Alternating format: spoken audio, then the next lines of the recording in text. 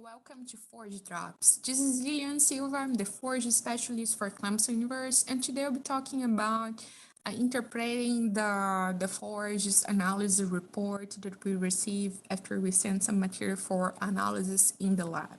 So let's get started. So when we're talking about the Forage's analysis that we get from the lab when we send material for analysis, we have basically two columns, one that's going to have the results on a dry matter basis and another as city basis. Generally, the information about forage is quality that you're going to be receiving and reading and interpreting in the forage's analysis report is going to help us to understand if we need to and how much of each different nutrients when we're trying to balance a ratio for a given livestock species and livestock category as well.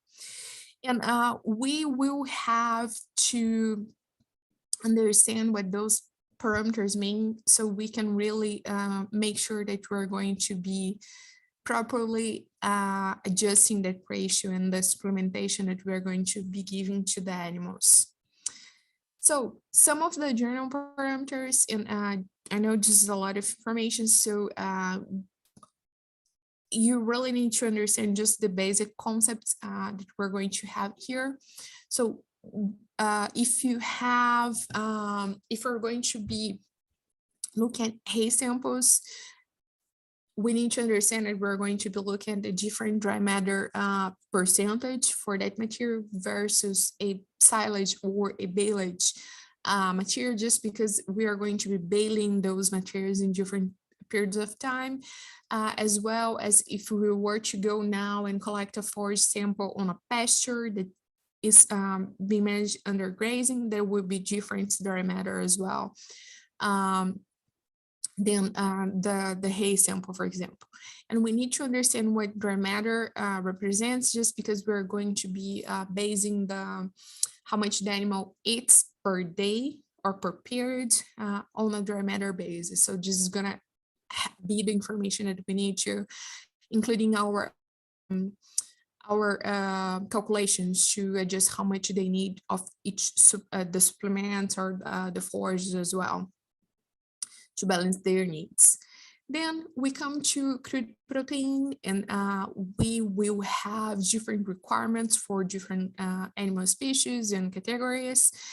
Generally, most animals will be needing around the 12–15%, or even lower to some cases. For example, when you have a dry cow, it might be needing less than that.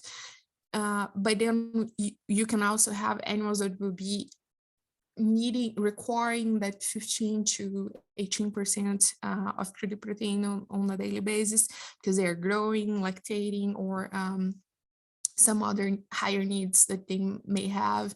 And we need to balance the crude protein and the energy that they're going to be receiving as well. Then you're going to have digestibility information that's just tell you how much of the forage will be digestible. This is an estimate, actually, right? So it will just give you an estimate how much that forage will be digestible by the animal. Then we do have a couple of fiber fractions that will be included as an estimates in the report as well. One will be for the larger part of the fiber fraction, fiber portion, which will include several compounds.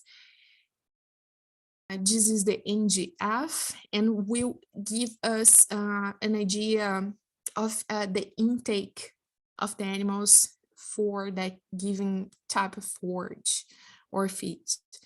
So as NGF concentration increases, we will usually see a decrease on intake, just because that material is not going digestible for the animal as compared to other options of feed.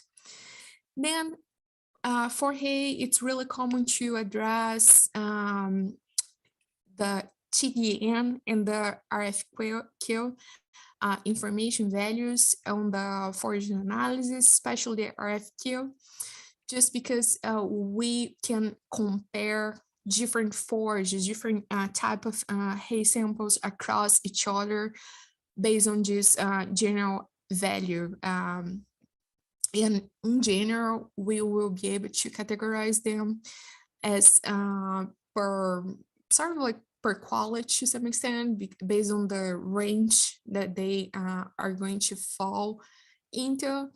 And this is the information here on this table that's useful to use that. So we do have an example from a lab in the Southeast for a hay that was a grass legume mixture. And this is just an example where you can look at it and understand what this show us in terms of the crude protein information values and everything else that we just talked about.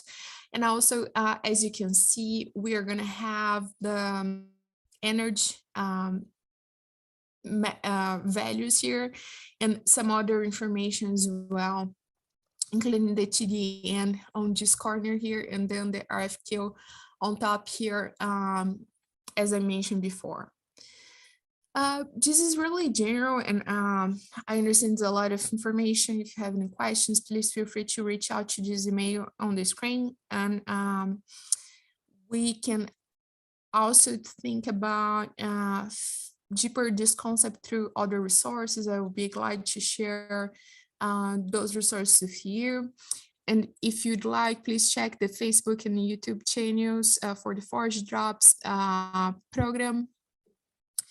And for more information, livestock and forage topics as well. Thank you so much for watching this video. Appreciate you checking out this. And as I mentioned last week, we will have one more video following this one. So please feel free to check it out next week for the third part of this forage quality series.